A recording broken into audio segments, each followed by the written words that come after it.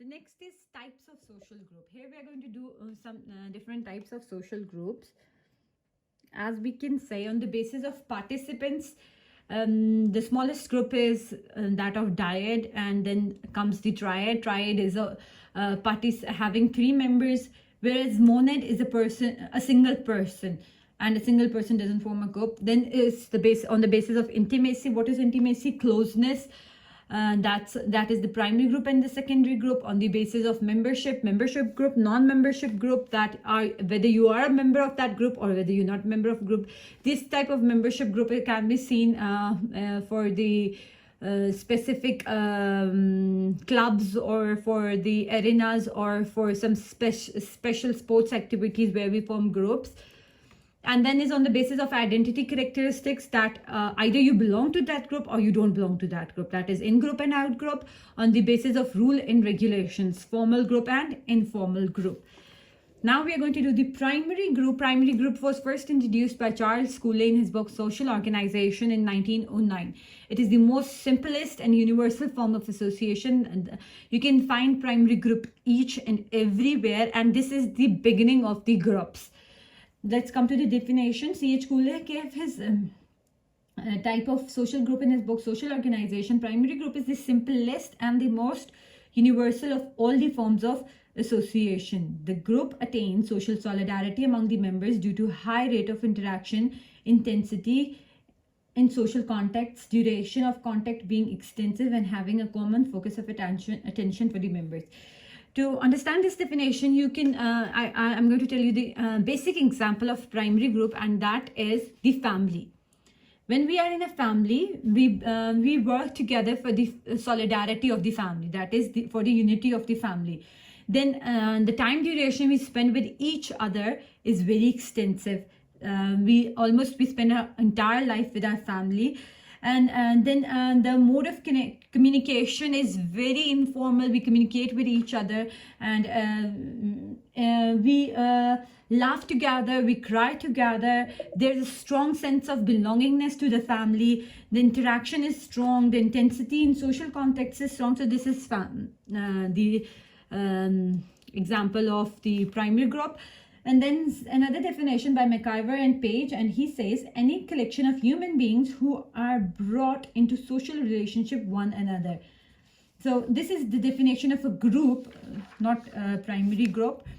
By the other also definitions are not of the primary group, but these are of the groups.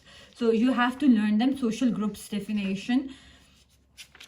If you don't want to learn them, you have already done them before, so we can leave them. The primary group is primary in the sense that the members within the group are emotionally attached together, sharing their basic ways of life with one another. We share basic ways of life. We know what other feels at times, and we know what are lackings, and where we are full, where we don't want anything, where we are fulfilling. In the basic affairs of life, which are most essential for social life, those who fall into mutual sharing of one another form a group prime in importance called primary group. Emotions, attitude, ideas, and habits of individuals develop within the group. We learn a lot from these groups. Our emotions, our way of talking, our attitudes, our ideas, our habits, our customs are all based on this primary group. So there are some characteristics of primary group. There is a face-to-face interaction, intimacy. We have a very strong sense of belonging. We belong to our family. They call us by our nicknames. We share jokes. We cry together.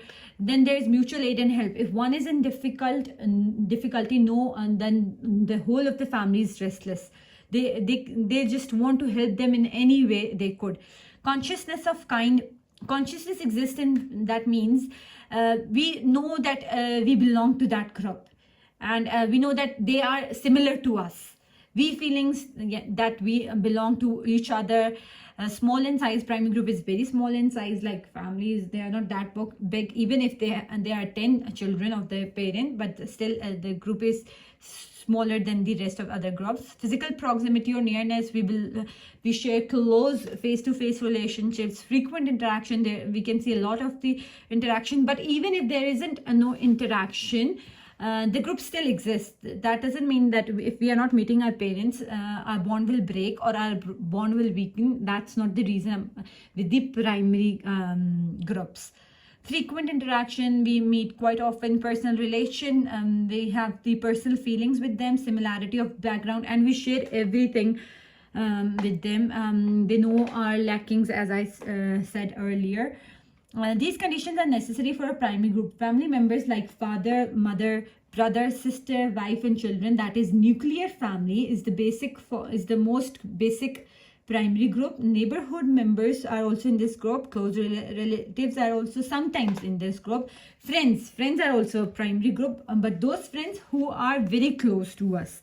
Any person who is influenced and builds his personality from other persons is a member of his primary group. All such persons affecting personality of individual are members. So examples are family group, play group, gossip group, and the gang are the examples of primary group.